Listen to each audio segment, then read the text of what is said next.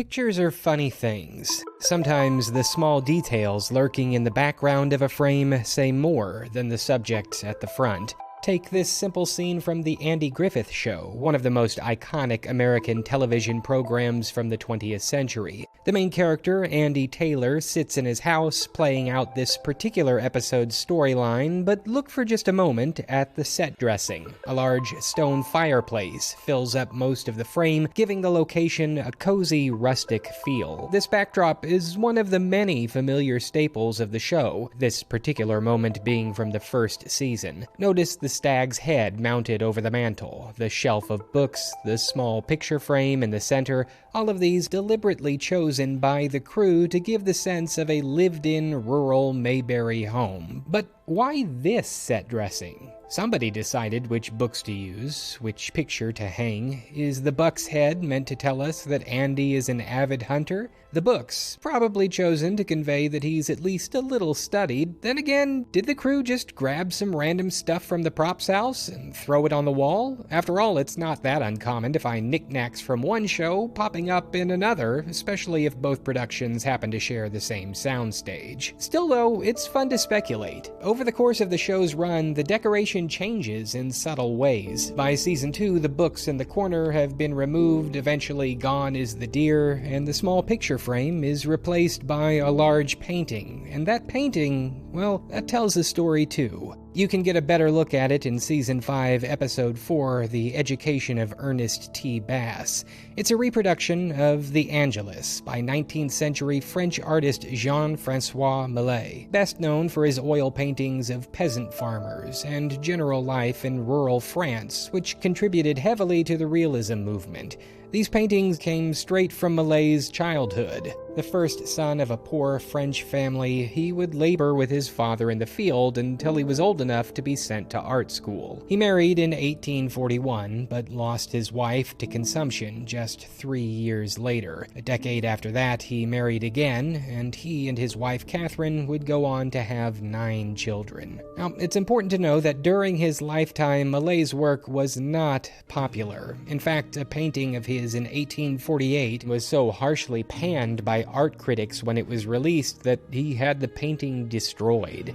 And back then, when you trashed a painting, you were trashing years of hard work. He ended up painting over it to reuse the canvas when he struggled to afford and find art supplies during France's War of 1870. The sharp judgment sent Millet into a creative crisis, and it was only after he switched his focus and channeled his childhood on the farm that his paintings found their footing again. Maybe all it took was just finally painting what he knew, but from 1850 to 1859, Millet crafted an iconic trio that over the years have become known as his masterpieces, though it should be noted were widely panned by his contemporaries when originally exhibited. The art world was shocked by his heroic depiction of peasants.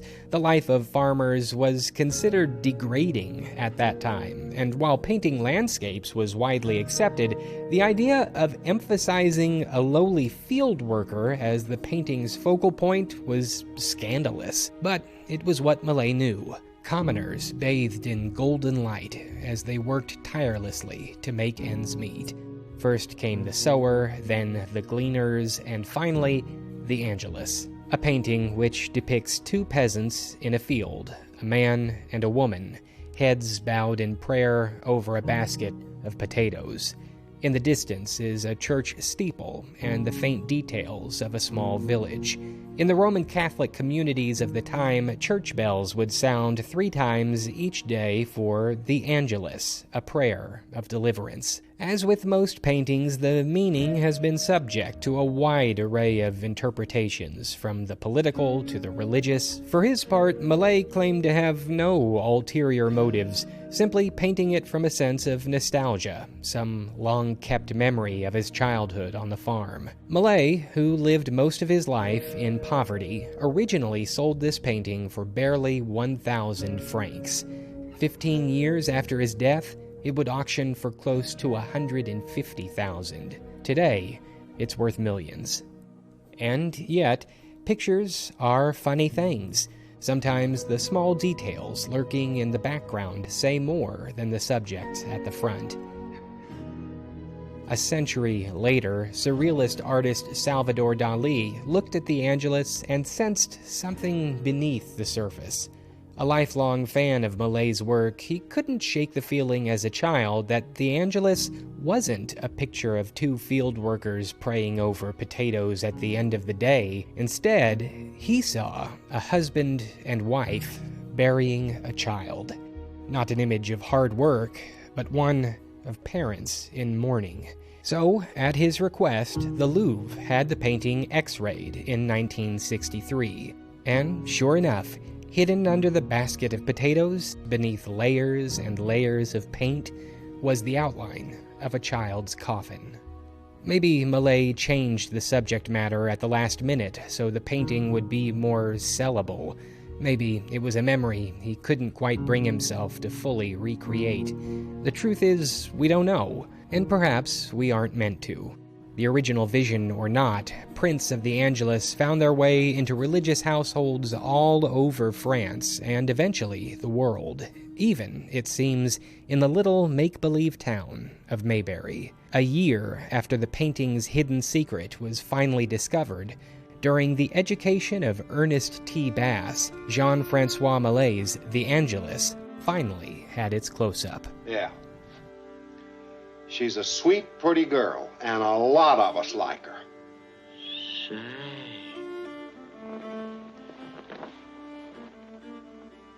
She is your sweetheart, ain't she?